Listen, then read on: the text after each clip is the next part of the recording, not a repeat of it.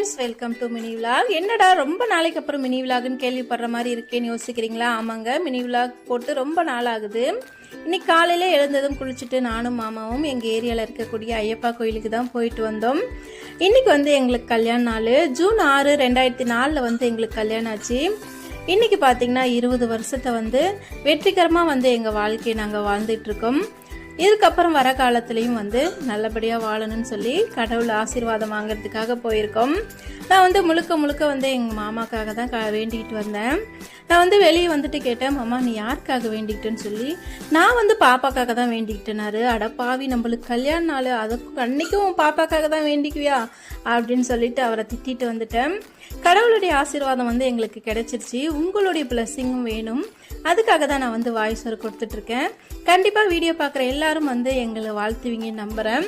Okay friends, இந்த video இதோட முடிச்சுக்கலாம். Be positive friends.